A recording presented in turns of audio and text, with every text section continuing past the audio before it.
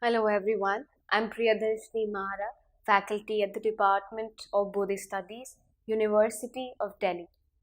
Today I would be discussing module number 33 with you. This module belongs to paper number 11 of Philosophy of Buddhism.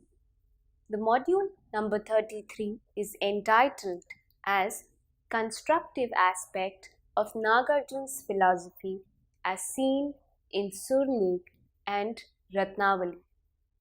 Now, when we going to talk about the constructive aspect of Nāgārjuna's philosophy in Ratnāvali and Suhrlekha, if you remember in our previous module on life and works of Nāgārjuna, we talked about the life history of Nāgārjuna as well as about certain important works of Nāgārjuna.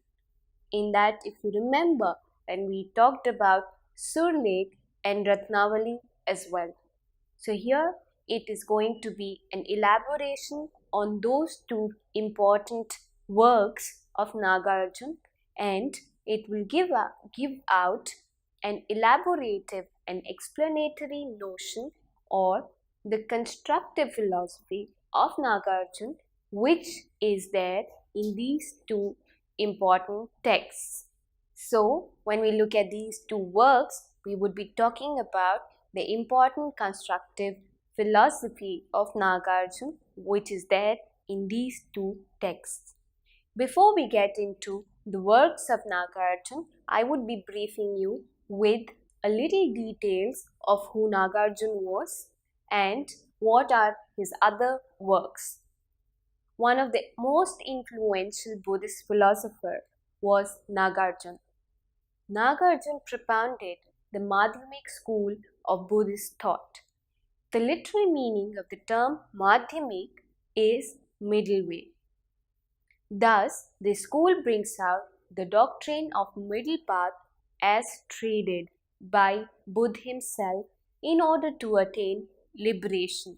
When we look at the Madhyamik school, we see that it is an elaborative form of the philosophy of middle way that was presented by Sakyamuni Buddha himself. So this is what we understand when we talk about Madhyamik school. Without going into the details of historical aspect of Madhyamik school, because that we've already done in our previous module, I would be talking about the works of Nāgārjuna. Nāgārjuna developed and perfected the Madhyamik thought, as we know. A lot of literature could have been ascribed to Madhyamik philosophy, but unfortunately, most of the works of Mahayana Buddhism was completely lost from India. Although the translated work compiled by various scholars still remains in Chinese, Japanese, and Tibetan. The Mahayanic work is mostly in Sanskrit. We have Prajnaparamita, Sadharma Pundrik, and Kashyap Pariyat are the most important Mahayana sutras. Nāgārjuna developed a commentary on Prajnaparamita Sutta, and that is called as Prajnaparamita Shastra. Many other important literary works can be ascribed to Nāgārjuna. Buson, the historian, mentions 6 most important treatises to be of Nāgārjuna, and these are classified under 3 heads.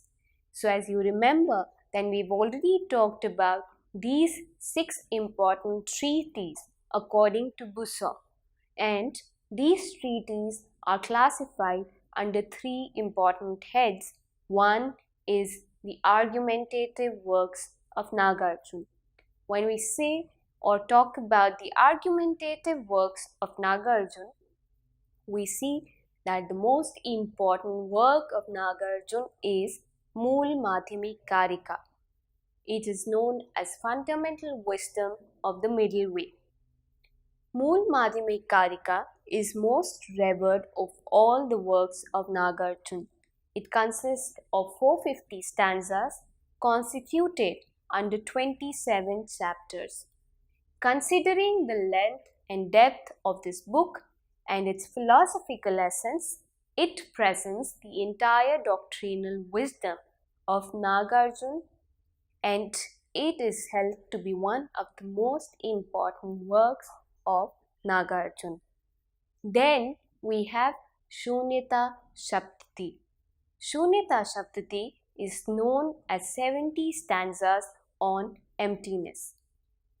It is a short treatise, or can also be called a textual work, which is devoted to an exposition of emptiness. It moves along by refuting reality of factors. So when we talk about the reality of factors, according to Śūnyatāsaptati, everything is empty. Then comes Yuktişaştika. Yuktişaştika is the 60 stanzas on reasoning. It is a treatise that discusses the teachings of Sakyamuni Buddha on the meaning of words when he talked about emptiness, which is the disclosure of phenomenal existence, and it points out to dependent arising and illusion of customary reality.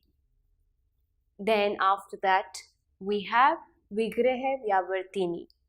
Vigrahavyavartani means the dispeller of disputes.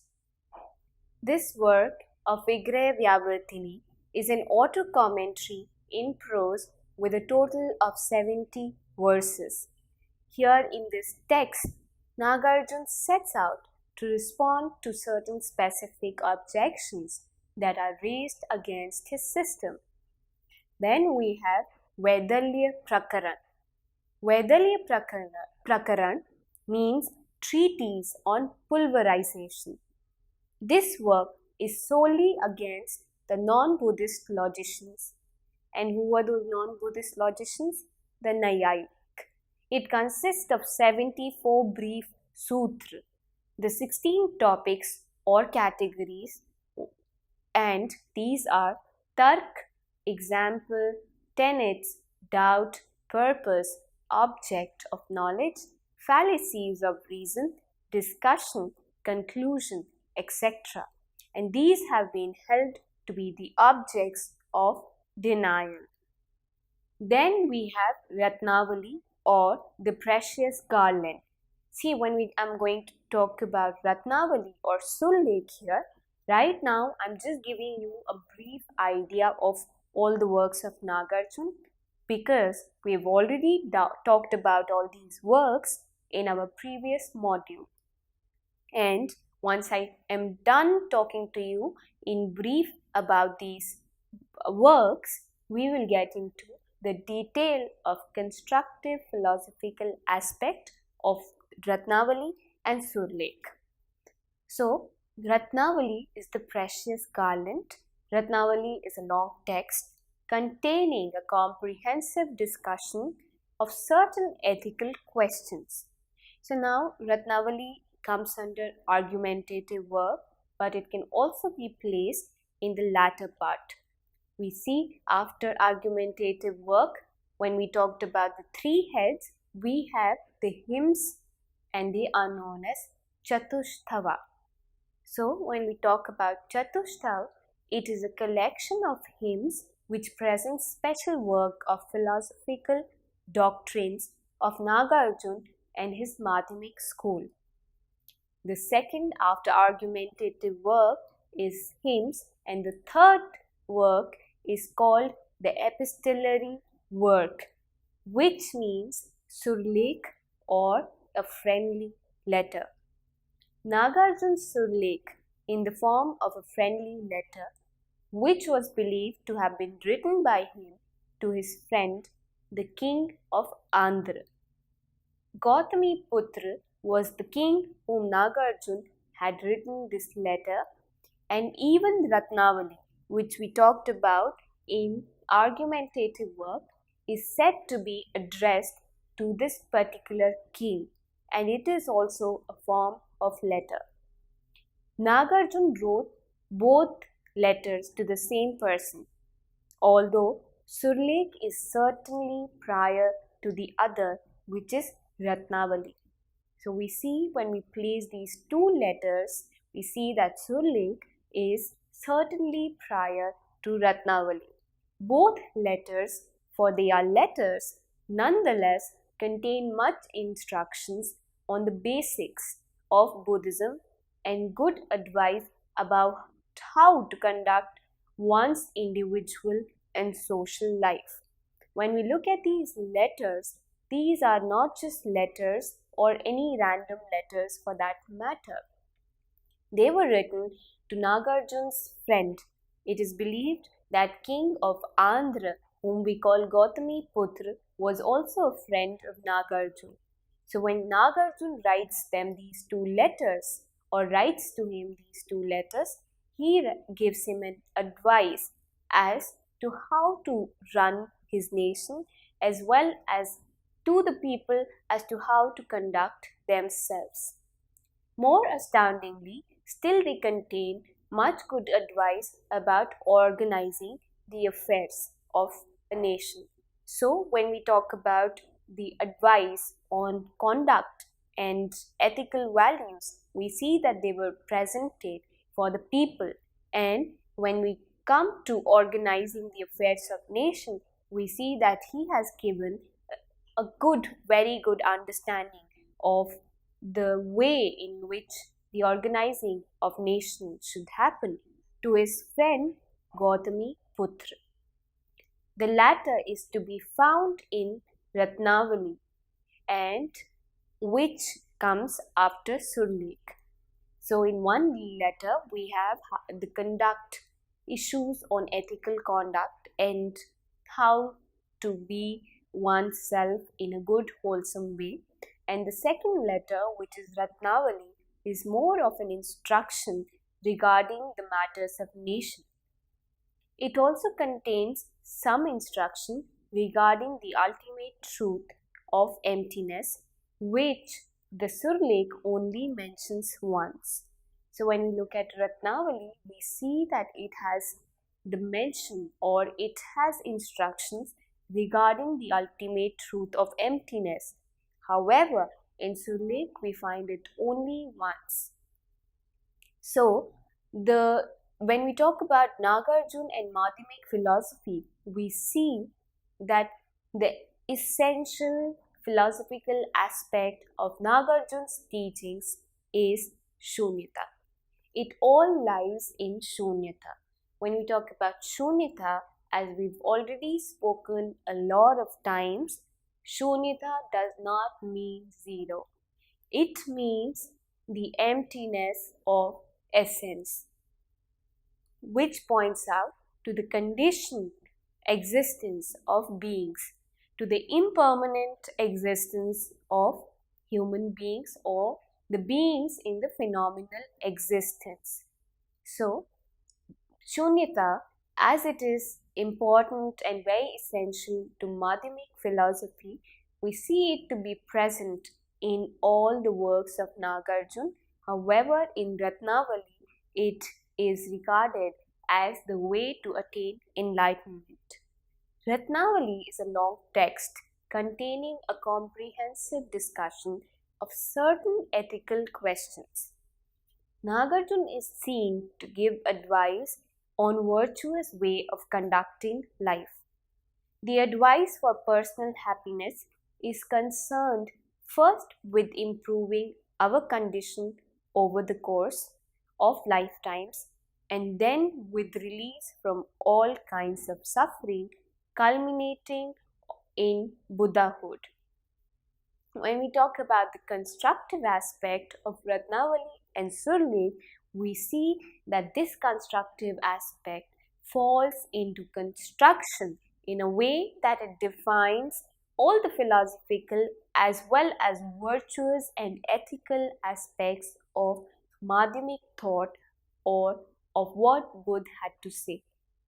Nāgārjuna describes the cause and effect sequences for the development of happiness within ordinary life, as well as the practices that lead us to the enlightenment, the practices for developing wisdom or the realization of emptiness for that matter, and compassion. He also describes the qualities of the Buddhas. If you remember, then we had a paper or a module on Buddha and Bodhisattva. So we talked about different types of mythological Buddhas that have been ascribed or described. So here it is also a treatise that comprises of 500 verses and is in a form of letter to a king, where all the ethical, moral as well as social values are highlighted. When we talk about Ratnavali, it is of importance in terms of constructive aspect of Nāgārjuna's philosophy. How is it important? Because it not just talks about the ethical aspect or social aspect alone, but it is an amalgamation of ethical, moral and social values of Buddhism. It narrates to the king values and norms that are needed in order to run his state in best way possible, keeping up welfare of all. So imagine if tomorrow I ask you to write a letter to your friend, you would begin by asking him or her how he is and all those things. And supposedly, for that matter, if your friend is in some sort of difficulties, would you not be giving an advice to your friend if the friend requires your advice on the most essential problem of his life at present? So the same way, when asked about certain ethical, dilemmaticical questions, Nāgārjuna writes to his friend in the most subtle way. The text mentions the importance of knowledge on right understanding of nature of existence. It lays emphasis on the removal of ignorance, which is the root cause of all suffering.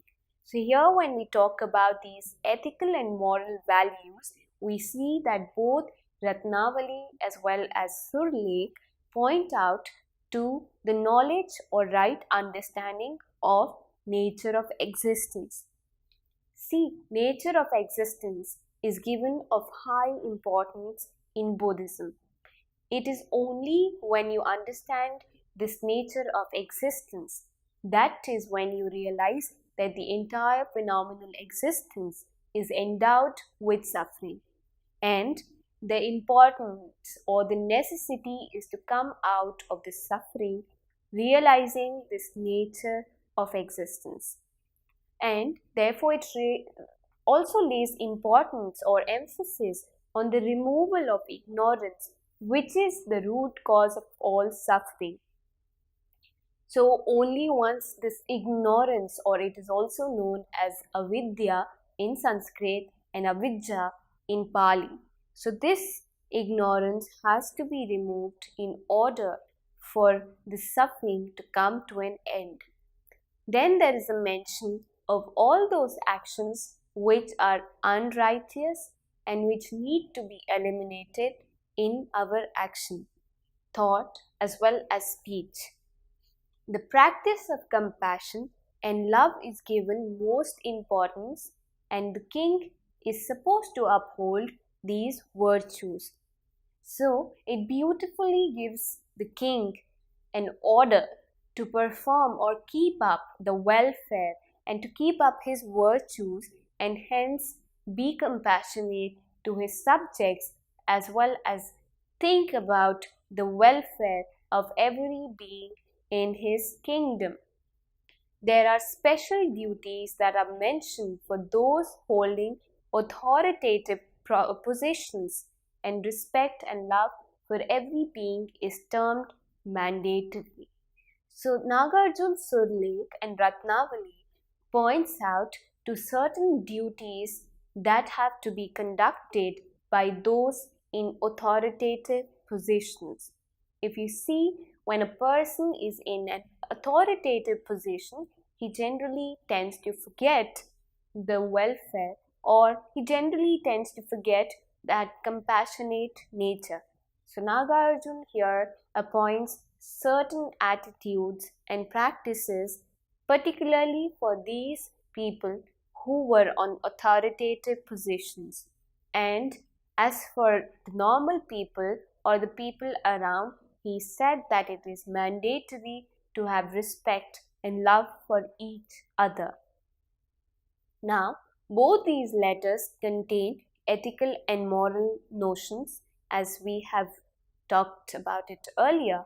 They contain much instruction on basis of Buddhism and good advice about how to conduct one's individual and social life. When we come to the individual and social life, they point out to the virtuous way in which the individuals can be affected as well as their social lives can be affected. More astoundingly, still they contain much good advice about organizing the affairs of a nation. When we talk about the affairs of a nation, it holds of utmost importance to be fluent, to be efficient in determining the affairs and in determining the way to deal with these affairs of nation. So that's the reason he holds it important to understand them and to work on them. It also contains some instruction regarding the ultimate truth of happiness and also important instructions when it comes to emptiness. Nagarjuna tells his friend to always practice way of 10 virtuous deeds. When we talk about the 10 virtuous deeds, those are known as paramitas. Paramitas are virtuous actions that are performed by a bodhisattva or an arhat who are on the path to attain enlightenment. When we talk about paramitas, we see that the earlier Mahayana Buddhist talked about 6 paramitas. Later on, the later Mahayanists added 4 more paramitas, and together it became 10 virtuous actions that are supposed to be followed on 10 grounds or bhumis known as das bhumi. And that is to say, when we talk about paramitas, we say that to avoid the 10 actions which are the causes of suffering, and paramitas point out to those actions which lead you to come out of suffering. And on the other hand, if you avoid these actions, then they become the cause of suffering. And these suffering are in various forms. We have mental suffering, we have physical suffering, as well as the both can exist simultaneously or parallelly. So we see that Suhrlekha and Ratnāvali are 2 most important works of Nāgārjuna. When we talk about Suhrlekha, we see that it is popular in India as a didactic poem, which refers to the teaching of moral actions. When we say didactic poem, we see that it refers to the teachings which are endowed with moral actions. It constitutes of most fundamental teachings of Buddha, which is the 4 Noble Truths, and these are the truths about phenomenal existence and were realized by the noble person Buddha himself. It can rightly be stated that these 4 truths give rise to many other doctrines of Buddhism, like the doctrine of dependent origination, karma and rebirth, 4 sublime states of existence, which is also known as Brahma Vihar, Noble Eightfold Path, which is known as Arya Ashtangik Marg. Then we have 3 characteristics of existence, and so on.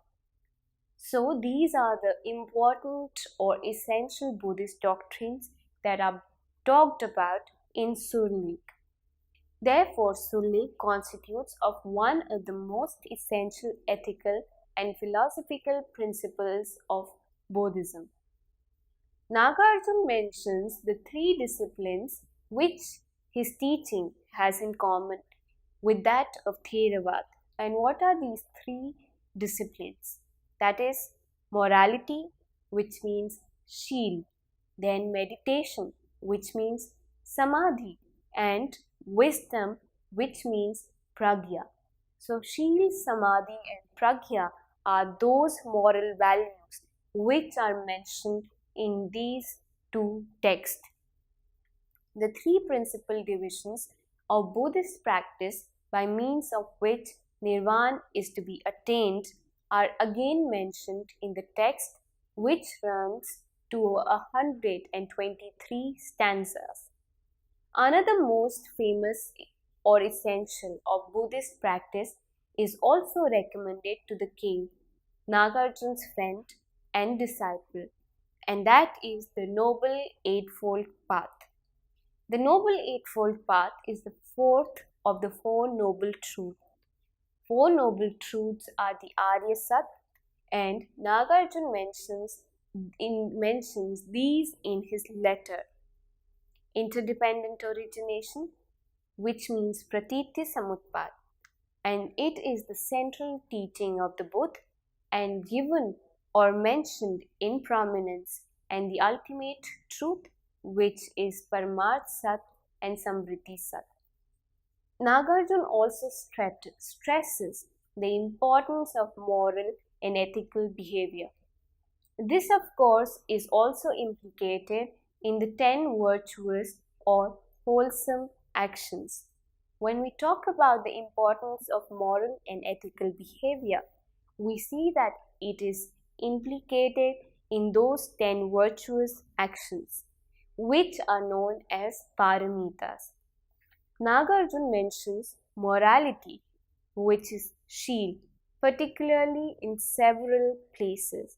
Now, the reason could have been for his use of shīl or morality for so many times is that he wanted the king as well as his kingdom to lead an ethical life where morality would be placed at the heights and everyone would be under the regime of morality, a moral king as well as the moral people around him.